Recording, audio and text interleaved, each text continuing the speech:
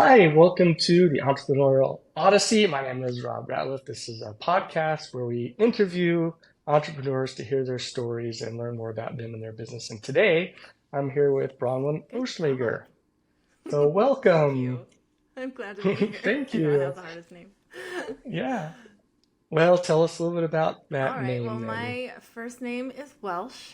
It means basically Snow White, a beautiful woman. I always say it just means beautiful woman because it's like really long. A beautiful woman with skin or hair black as a Mm, raven and skin white as a dove.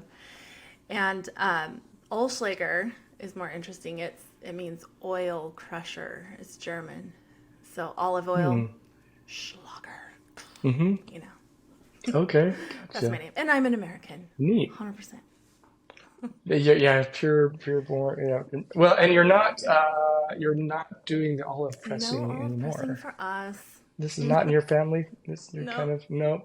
So tell me a little bit about what is your business right now? What do you do now? We actually coach coaches and healers in setting up their businesses and healing from the trauma that comes with beginning the entrepreneurial journey. And this usually is within the first 5, 6 years of the journey. It's just like ripping off the Mm-hmm. bandage. And we put on events and we put healers and coaches on our stages to help the audience, get some more healing out of their experience with us.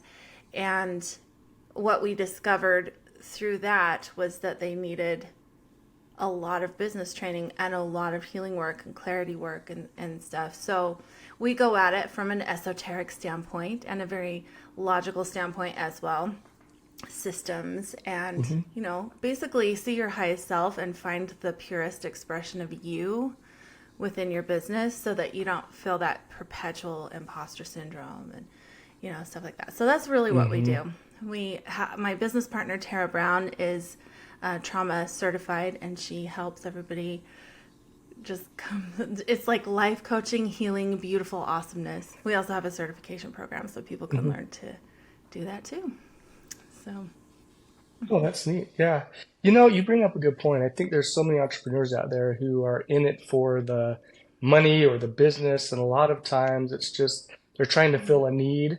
But you're right, it's hard sometimes to find this passion for what you do. And I think to be successful as an entrepreneur, you need to have that passion behind you. And and at least if you don't necessarily have a passion for the things that you're doing day to day, you at least understand why you're Yeah. doing those Yeah. things so that it can fulfill whatever other passions you have. Like for me, I'm a marketing guy. I do ads and Mm-hmm. campaigns and web development and things like that. But it's not one of those things where I look at and say, that's what I define my life as. That's what I'm good at, but that's not really how I define my life. And so I think a lot of entrepreneurs are in it again for that reason. Is that what you're finding that they're doing it to fill a need, but it may not be exactly who they are? And why is it important, follow-up question, that they have that passion, they know deep inside who they are and why they're doing what they do? Well, most of the people that we attract are feeling really called to do this work. They feel called by God.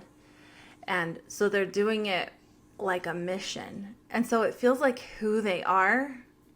And that's actually part of what we do is like your business is not you. That's why my business Hmm. is called Shayoli Hope and not Bronwen Olschlager because I needed a separation of Okay. that identity, right? This is a different entity. Hmm. She is not me, Hmm. but Hmm. but me gets to flow within the structure of her, right? She's got a roof and pillars Right. and walls and all that, and she holds up all the things, and I flow within, right? And that's Hmm. what we teach them to do because honestly, it's a very soul.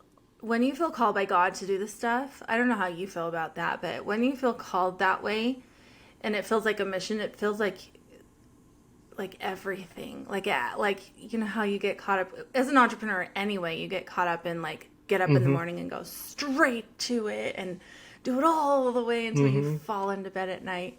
And I think that that's one of the reasons why I'm so passionate right now about streamlining things and systematizing because that life that I just described was my life and it was so draining. It was so draining, and I know Mm-hmm. that it's draining for a lot of people.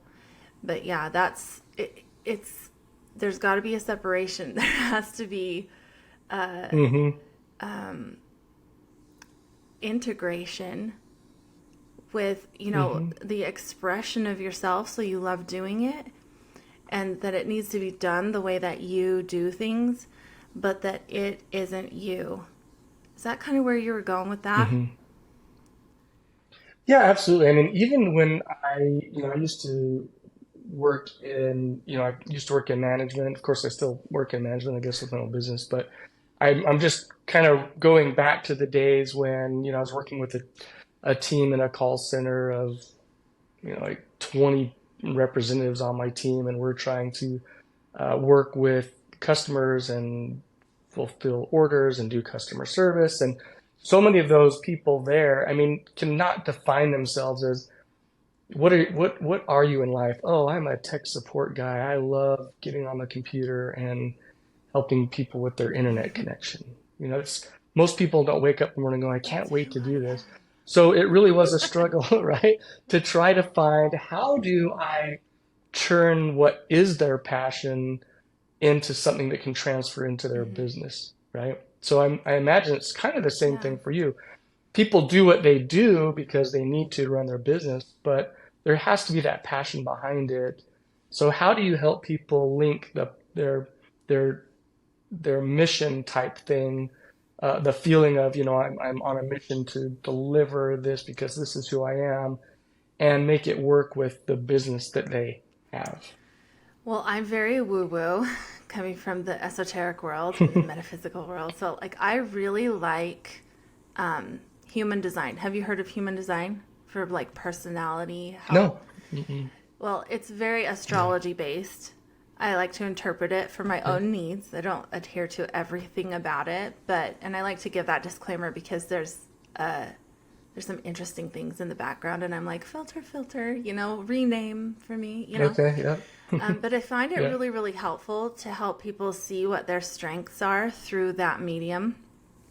And for me, it's huge. And it helps you understand Mm. like what you need and the different energy that you come at life with, and why you're so weird, or why you need so many naps, or why nobody can really Mm. understand the depth of what you are saying, and they need this to be super simplified Mm. with a checklist, and everybody's just built really differently. Mm.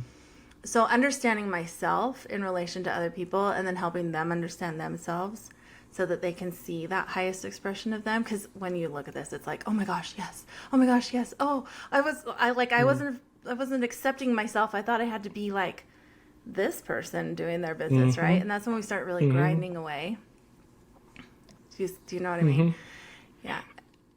I do. I feel like there are a lot of people. I don't know if you know Russell Brunson, but he talks a lot I've about studied from him. funnels Yeah. and sales. And the I go to their Funnel Hacking Live every year conference. At least I have for the last 3 years. I'll go again. I'm one of those guys that loves the conference so much. I'll walk in to register and I'll buy the next year's ticket. It's $1,000, but It's the it's like, who cares? best. I'm doing it. Yes. It's just I gotta go. But last year when we went, this is September last year, it seemed like the whole theme of the conference was being transparent and understanding who you Mm-hmm. really are. And so many people have this facade that they're trying to put Mm-hmm. in front of between them and the person that they're talking to or their business. And they can't relate necessarily to people because they're trying to be so Oh my gosh. perfect. But I we're do. not I perfect, right? yes. And I even want to use Russell Brunson as this perfect example of what I was trying to do for a while, because he's so up and so fast talking and so hmm interesting to listen to, and hmm I like listen to him, and I get, passionate, yeah, when I right? listen to him I get excited, and I wanted to I wanted to be able to pass that to people, but it's not who I am. I mean, I'm passionate, but not hmm I don't look like that hmm when I'm being passionate. Right, right. It's hard to get up on stage. Well, and a lot of those things are learned too. I mean, I think he was a bit Yeah. introverted, he admitted, but when you get up on a stage in front of, 10,000 people or however many, 5,000, however many were in that audience, you have to be a little Hmm. animated. So there may have been some coaching and training, but just a great guy. Yes. But it comes back to the point of, you need to be honest with who you are before you can relate to other people. Would you agree with that? Absolutely. Yeah, and the more clear you can be. So, yeah, what are some things? I remember we were listening to a couple of speakers last year who they quit their jobs and they decided to go become these travel bloggers. And they were really trying hard to get this audience. And so they were talking a lot about their day and their travels. And they were having, some traffic. They were getting some people following them and things like that. But she said, one of the pivotal moments in their podcast or their, whatever you'd call it, their Vlog. video casting, blogging, vlogging, was she was just having a really rough day and she's trying to do her makeup and it's turning out wrong, and there are problems that she's having in her life and she's just kind of like breaking down talking about these things, and it turns out that was like one of her pivotal vlogs because everyone, oh, I'm so sorry going through that, oh, I know it's so hard, and she just got all these people and they started sharing and that video with other people, and because people could relate to that, you know? So I feel like when these entrepreneurs, there is the time to be the business person who's on top of it and totally in control. But there is that other side of the business entrepreneur who has no idea what they're doing and they're just hanging on for dear life to grow this business and hoping they're making the right decisions. Tell me about a time where you've kind of experienced that and how you dealt with that and overcame that. Honestly, that I had those pivots come all the time. Can we be real? This is entrepreneurship.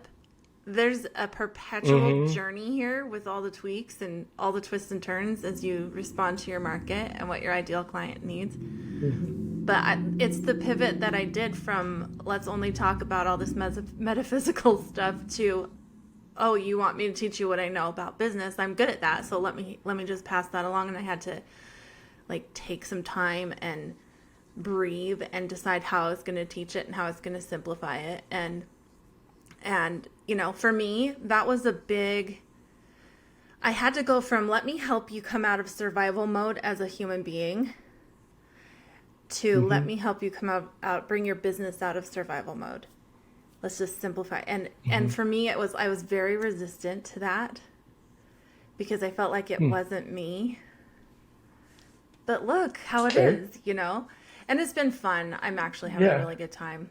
And I like talking about sales and stuff. When I go and speak at other people's events, I usually teach how to do comfortable sales conversations. And it's like when to have the conversation that really makes it comfortable. Whose turn is it to talk? And Mm-hmm. knowing that is everything. Like, as far as I'm concerned, it's like it's the thing that makes it have some ease, right? But you have to have all your systems in Mm-hmm. place for that to happen so it's not wonky, right? Sure. But yeah, putting all of that together, Mm-hmm. I was like, I don't know, like I've never taught this to anyone formally. I like give advice all the time, but I never like established a program for it before, and there was a lot of imposter syndrome that came with setting that up. But yeah, Right. so definitely. Well, and for those who don't know what imposter syndrome is, explain that a little bit. I think it can show up in a lot of ways, but I think for me, the biggest is, well, I learned this from so and so. Why would anybody come and learn it from me? They can just go to them. They're good at it. They taught it to me, or, Mm-hmm. Mm-hmm. like it's really like that. And there's also kind of a lazy aspect Mm-hmm. in me about that. But, Mm-hmm. it's like, why don't I just like join an affiliate program and send them over there and they can do all this? But that doesn't solve the Yeah. fact that people want to get it from me. And that's the same with other coaches and healers that we're helping, right? The reason why you set it Mm-hmm. up, and this is the solution to imposter syndrome, I guess, the reason you would set it up is because your people want to hear it from you. Right.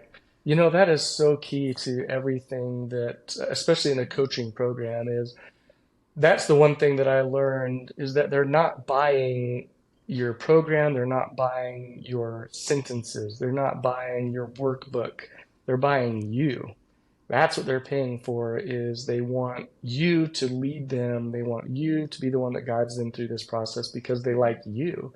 So, a lot of when it comes to coaching, selling, no matter what business you're in, you really need to be good at selling yourself so that people like you. But in order to do that, you need to be Gotta be real. If comfortable. you're trying to be something you're not, they will see through that all the time. And that's where we hit this problem of imposter syndrome, where I'm not really a coach. It's like, well, it's okay. Tell them, hey, this is kind of, I'm new at this, but I'm going to tell you everything that I know. And, let's work together. If you have any questions and I don't know something, I'll figure it out. But that's better than saying, oh, I just don't know if I'm the best qualified for Well, this. Let me yeah. not do this. Let me And see the if I can find key, someone else. There is a point where you just have to take yes. action, right? And go for Yeah. it. And, if I'm going to give some really good advice about that, if you're stuck in that perpetually and that's like the thing that keeps coming to you, like, here's this, do this, just start helping people for free.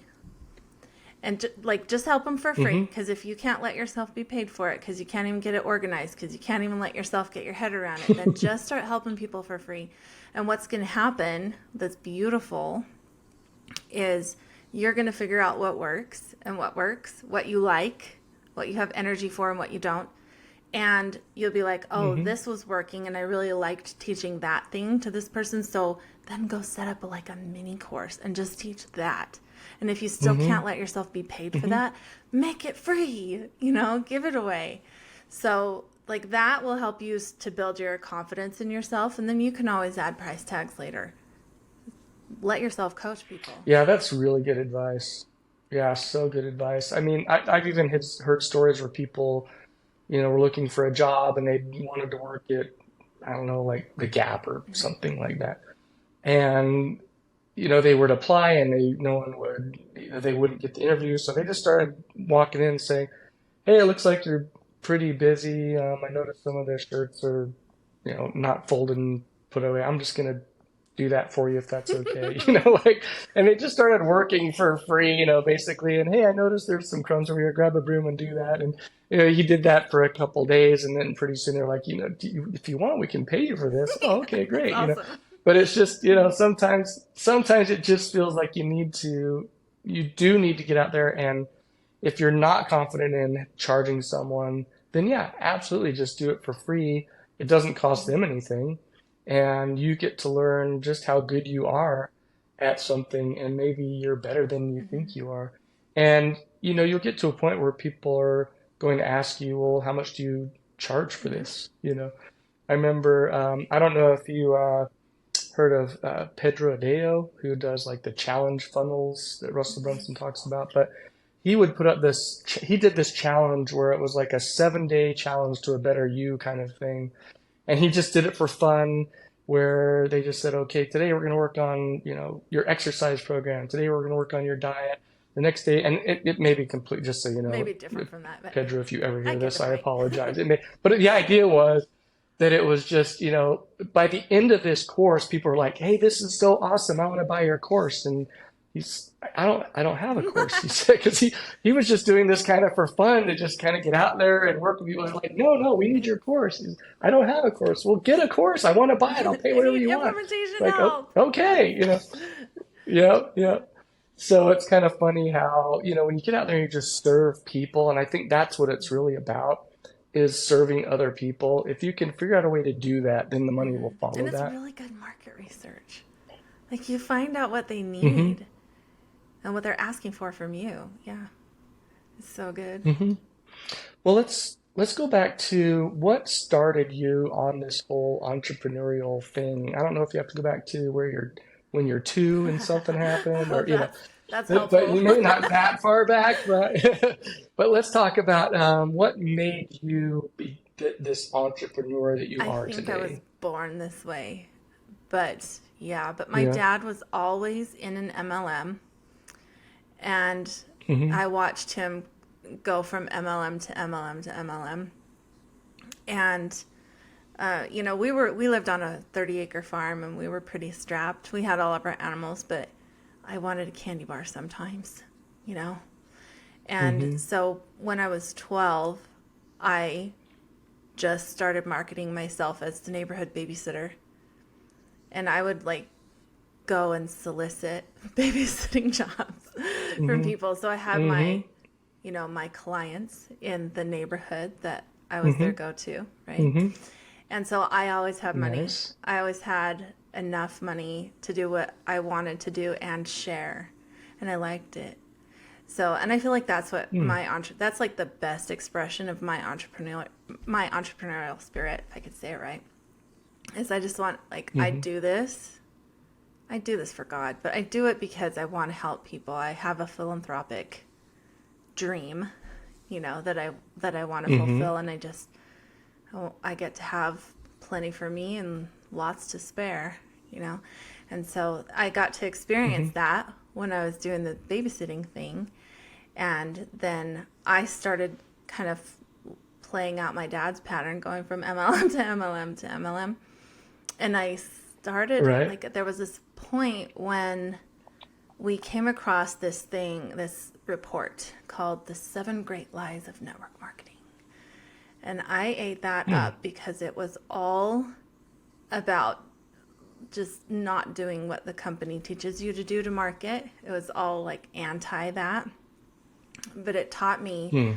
to think more like an actual entrepreneur, where I'm going to have a funnel and I'm going to have a lead capture, and I'm going to give something away, and I'm going to nurture this relationship via email, and just the things that people expect from entrepreneurs now in this marketplace, right? So, I Mm-hmm. figured that out. I think I didn't even have kids yet. That was more than 20 years ago at this point. And I Mm. woke up to, this is really, really fun to, be my own boss and Mm. try to figure it out. I lost a lot of money on ads back then. Oh, but it was Yeah. worth it. Now I can say I did. But Yeah.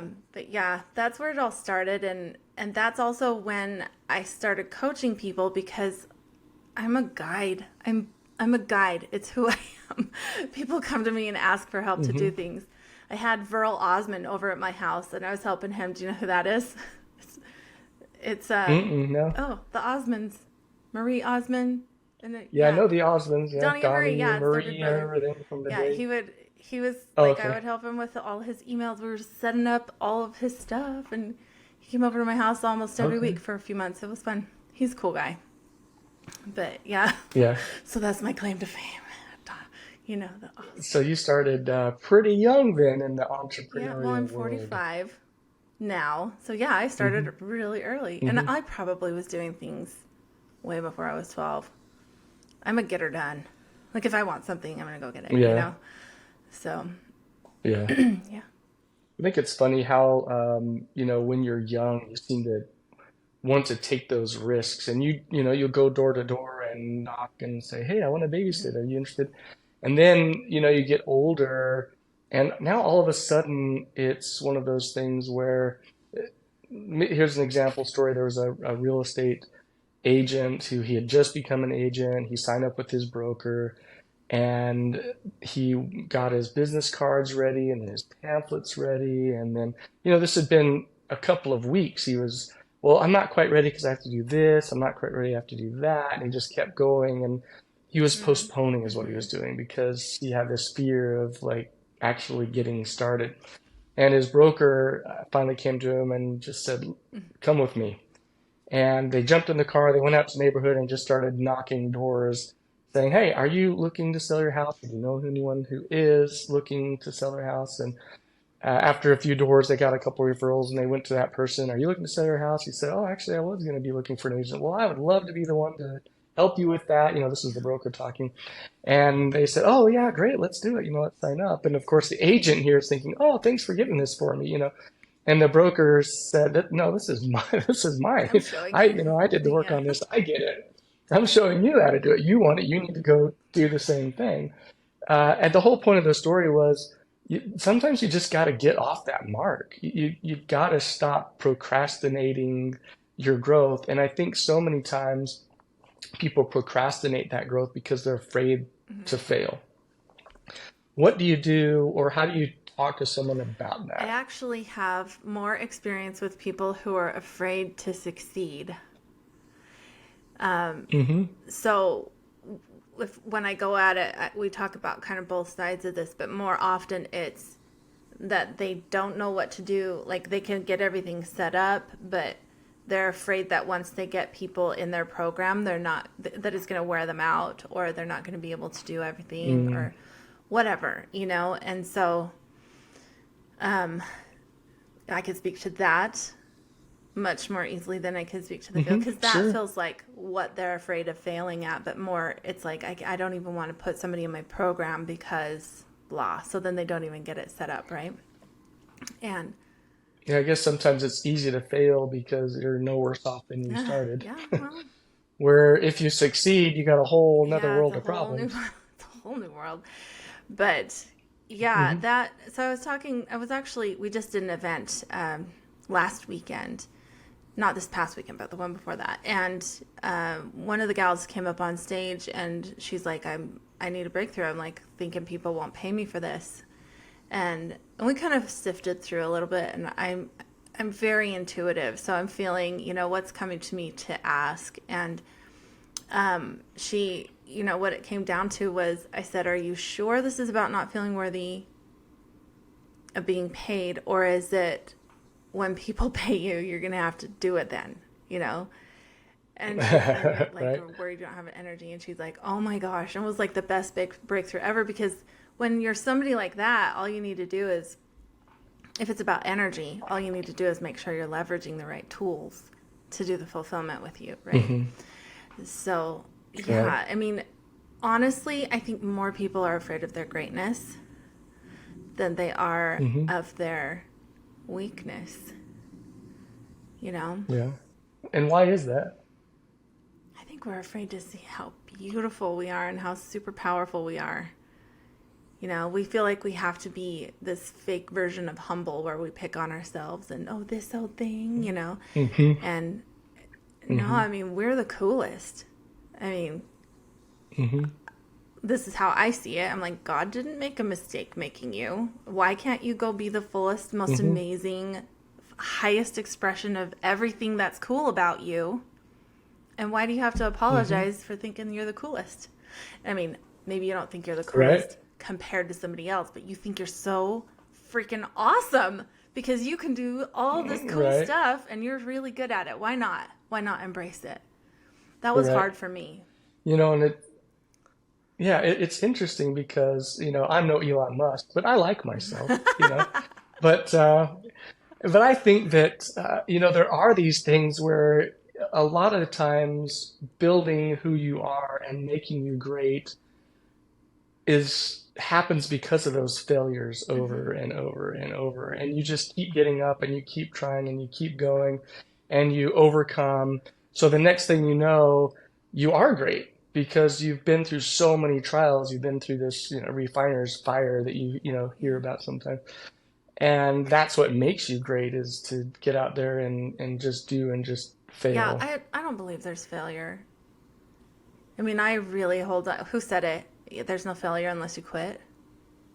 I don't even know who said it Yeah, now. I don't know who said that. But It's a good quote. Or it's not how many times you fall, it's how many yeah, times you get but I up. really like, one of my favorite mentors that I just eat up all the time is Napoleon Hill. And he has an entire Hmm. chapter in his Law of Success book that's an entire lesson. And his lessons are like beefy, all about what Mm. failure is and what the fear of failure does in your system, and that there is no failure. Just stop thinking of it that way. This is an experience you had along the Mm. journey. It's a stepping stone forward. Let's just keep going forward. Entrepreneurial, I can't say that word today. Entrepreneurship. I just need to Entrepreneur. slow down. Entrepreneurship is that. If you think you're going to get started and just, all of a sudden you're going to be out the gate, the majority of the people that I know who are successful, it was like an overnight success after 10 years of those stepping stones. Hmm. And it wasn't really an Yep. overnight success. It Yep. just And looked it's like it just to everybody else. right. No, you're absolutely right. I mean, everything starts with the foundation. You have to build on that. You have to hone those skills. You have to Mm-hmm. get good at it. So yeah, I totally agree. Do you have any, what would tell us a little bit more about your coaching programs, what you do, what you offer, how you can help business owners and Well, entrepreneurs? it's okay. So we help healers and coaches, right? But it's the basic Hmm. stuff. It's the basic structure. And and married with the fact that I can see you and help you express yourself in this business as you. So it's, I call it funnel savvy, and it's all about helping healers and coaches express their highest self. And it comes with what we call Activate You 2.0. It comes with, helping healers overcome that trauma that is there. I haven't met anybody who doesn't experience it. I don't care how strong you are, stuff gets exposed. And so we just want to help them move through it faster. So all of that is in that program. But we have what I want to give to everybody if they want it, especially if they're a speaker. I've got a checklist that I give away that's called Streamline Your Sales Process. And it is specifically addressing healers and coaches who want to come and speak on my stage. And everything that I know that they need to have in place so that not only can they have it set up and be ready to hire an assistant when they're ready, so they can just slip somebody right in to help them out, but also so that when they speak on my stage, they're equipped to come away with a bigger community, with people that want to talk to them. So I want to give that away. Do you want to know the link? Yeah, you could tell me the link, and then also I can post the link with the Awesome. podcast too. So I can get that from you, and then I can make sure it's Okay. on the podcast. And when we post this on the Facebook groups, I will make sure we have a link Okay. there too, so that you can listen to the podcast and then also download that. So yeah, I will get Okay. that from you. But you can go ahead and tell us what your website is Okay. as well. It's shayolihope.com. SHAYOLI hope.com. And at the top of the page, there's a button that you can click and just grab that free download. And it's really helpful. I had somebody she raves about it. She's like, all I did was go through and do everything you said. It's like, worth hundreds of dollars. Why are you giving this away for free? I'm like, because I want people to be ready Yeah. to speak on my stage. So, Right, right. Well, tell us about that event. What's the stage? What's coming up? What is the stage? So What's this the one big event event? is, for all of us healers to get together and bring the people that are our ideal client. Each of us has a different ideal client. So it's kind of an awesome hodgepodge crowd of people who really love personal development and energy work. And we get together, Nice. we get together and also holistic healing. Holistic healing is present there too. And we put together this event that's it's all about streamlining. So it's very streamlined and connected. It makes sense together that all of these people are on the stage. Then we also do breakout classes. So people can go and learn how to do a parasite detox or, whatever it is that we have present at the event at this time, But that's in March 2024. It's the 7th through the 9th. Okay. It's in Provo, Utah. And if you get my PDF, there's a link in there to either speak at it or come to it. So that's at the end in the resources. Okay.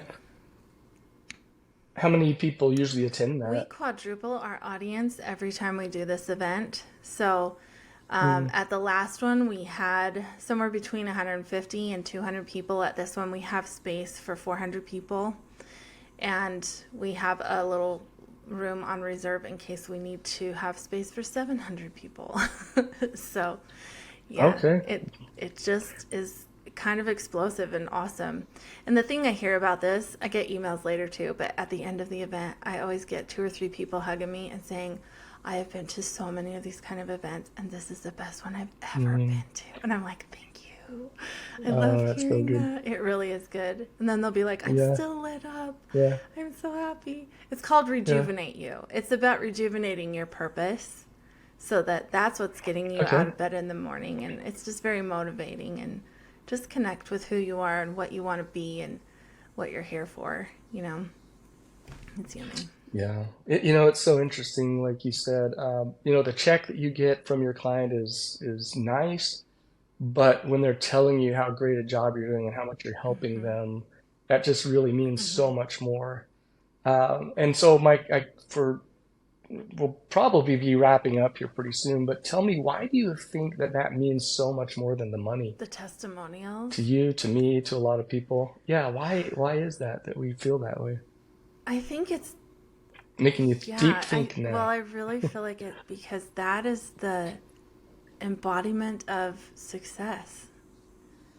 You just, Hmm. we're in it to help somebody accomplish this feeling, right?